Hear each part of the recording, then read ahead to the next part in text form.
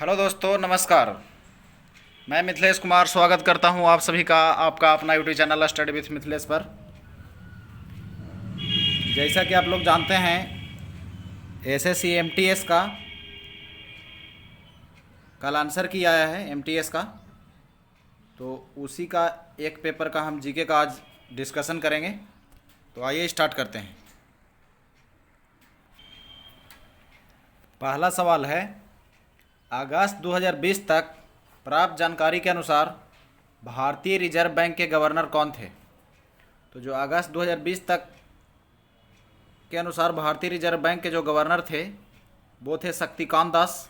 तो option number 4 यहाँ सही आंसर हो गया, शक्तिकांत दास। और वर्तमान समय में भी आरबीआई के जो गवर्नर हैं, आरबीआई के गवर्नर हैं वो शक्तिकांत दास ही हैं। तो इसका सही उत्तर हो गया शक्तिकांत दास। आरबीआई का मुख्यालय मुंबई में है। चलिए, दूसरा सवाल है,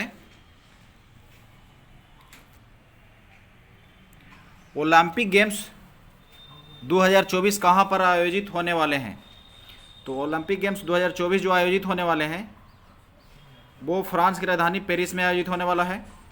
और जबकि 2020 वाला ओलंपिक गेम्स कोरोना के वजह से 2021 में जो हुआ था वो जापान की राजधानी टोक्यो में हुआ था। तो ये भी आप याद रख सकते हैं, जिसमें भारत के नीरज चोपड़ा भाला फेंक में स्वर्ण पदक लाए थे।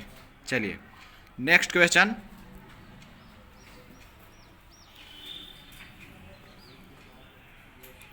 हड़प्पा सभ्यता के लोगों को वर्तमान राजस्थान वाले क्षेत्र से कौन सी धातु मिली थी? तो वर्तमान राजस्थान वाला एरिया से हड़प्पा सभ्यता क्षेत्र में तांबा मिला था। और अभी भी वर्तमान में हम लोग जानते हैं कि भारत में तांबा की जो उत्पादन होता है खेतड़ी राजस्थान से ही होता है। चलिए, नेक्स्ट क्वेश्चन। निम्नलिखित में से कौन सा एक उपभोक्ता का अधिकार है? तो उपभोक्ता का अधिकार है हर्जाने की अपेक्षा का अधिकार। तो उपभोक्ता को कुल 6 अधिकार होते हैं फिलहाल। अभी यहाँ आंसर जानिए कि हर्जाने का अधिकार उपभोक्ता का एक अधिकार है। चलिए, पांचवा सवाल है, पौधे में लचीलेपन के लिए कौन सा ऊतक जिम्मेवार है? तो पौधे में लचीलेपन के लिए स्थूल कोण ऊतक है ये जिम्मेदार है। तो इसका सही उत्तर हो गया स्थूल कोण ऊतक। छठा सवाल है, निम्नलिखित में से कौन सा पारिस्थितिकी तंत्र का एक जैविक घटक है? तो जैविक घटक यानी जिसमें जीवों का अंश होता है या जीव होते हैं। तो जैविक घटक आपका हो गया घास। ऑप्शन नंबर 3 इसका सही उत्तर हो गया घास। आप लोग कमेंट में बताइए कि घास का अध्ययन क्या कहलाता है।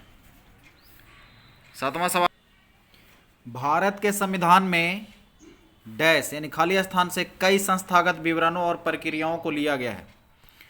तो भारतीय संविधान में हम लोग जानते हैं कि भारत सरकार अधिनियम 1935 से संविधान का 75% हिस्सा कम से कम लिया गया है। इसलिए भारत सरकार अधिनियम 1935 को संविधान का ब्लूप्रिंट भी कहा जाता है। निम्न में से किस देश के पास संयुक्त राष्ट्र में वीटो पावर है? तो वीटो पावर जो अस्थायी सदस्य होते हैं संयुक्त राष्ट्र सुरक्षा परिषद के, उन्हीं के पास होता है। तो वर्तमान में 5 देशों के पास वीटो पावर है। तो इसमें जो ऑप्शन है उसके अनुसार चीन के पास वीटो पावर है। और 5 देश कौन कौन है जिनके पास वीटो पावर है? तो अमेरिका, फ्रांस, चीन, रसिया और ब्रिटेन के पास है। तो यहाँ ऑप्शन में चीन है, तो ऑप्शन नंबर 3 चीन आंसर हो गया। माई एक्सपेरिमेंट विद ट्रूथ किसकी आत्मकथा है? तो ये महात्मा गांधी की आत्मकथा है। माई एक्सपेरिमेंट विद ट्रूथ यानी सत्य के साथ मेरे प्रयोग महात्मा गांधी की आत्मकथा है। चलिए, 10 नंबर सवाल है, कौन सी नदी हिमालय की पूर्वी सीमा को चिन्हित करती है? तो हिमालय की पूर्वी सीमा को चिन्हित करती है ये है आपका ब्रह्मपुत्र नदी। अरुणाचल प्रदेश में एंट्री मारती है भारत में। और वहाँ पे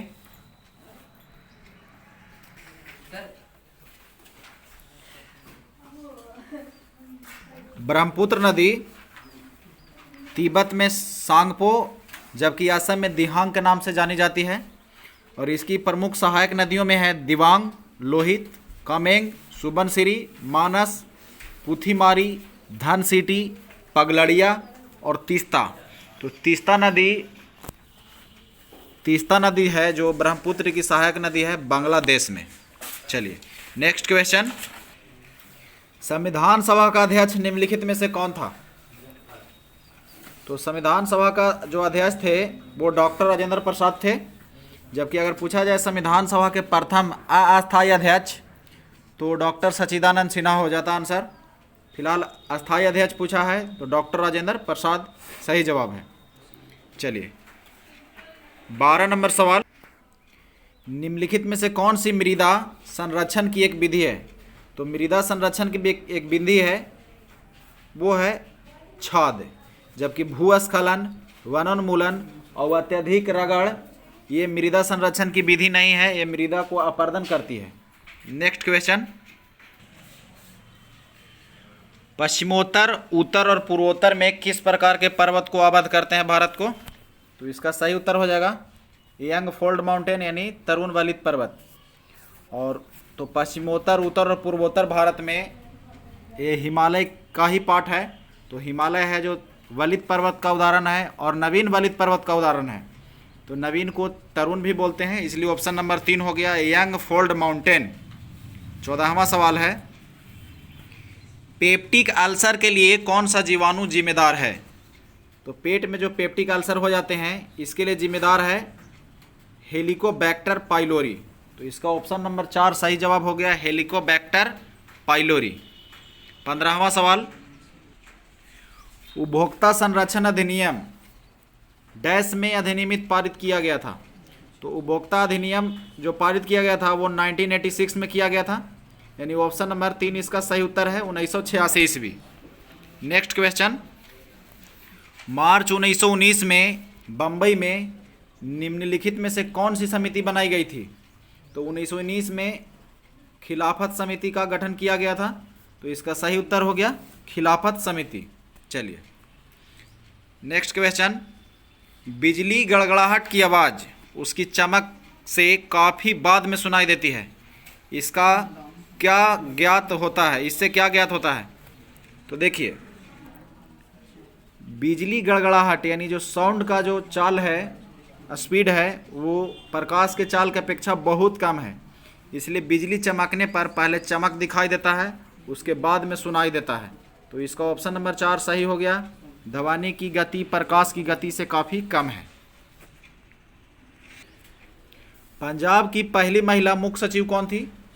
तो पंजाब की पहली महिला मुख्य सचिव बीनी महाजन थी। ऑप्शन नंबर 3 इसका सही उत्तर हो गया।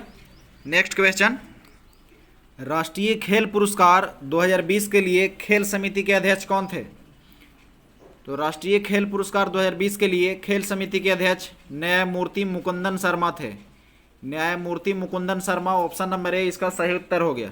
चलिए 20वां सवाल, 1992 में सबसे कम उम्र में पद्म भूषण पुरस्कार पाने वाली शास्त्रीय नृत्यांगना निम्नलिखित में से कौन थी? तो शास्त्रीय नृत्यांगना थी सोनल मानसिंह। तो इसका सही उत्तर हो गया ऑप्शन नंबर 2 सोनल मानसिंह। आप कमेंट में आंसर बताइए कि सोनल मानसिंह कौन सी डांस करती है। 21वां सवाल, मुगल किसके वंशज थे? तो मुगल चंगेज खान के वंशज थे और मुगल तैमूर लंग के भी वंशज थे। तो यहाँ तैमूर लंग तो ऑप्शन में है नहीं, इसलिए चंगेज खां इसका सही उत्तर हो गया चंगेज खां। चलिए 22वां सवाल है, उस्ताद बिस्मिल्लाह खां कौन सा वाद्य यंत्र बजाने के लिए प्रसिद्ध थे? तो उस्ताद बिस्मिल्लाह खां शहनाई बजाने के लिए फेमस हैं। तो इसका सही उत्तर हो गया ऑप्शन नंबर 3 शहनाई। 23वां सवाल है, उड़ीसा में निम्नलिखित में से कौन सा त्यौहार मनाया जाता है?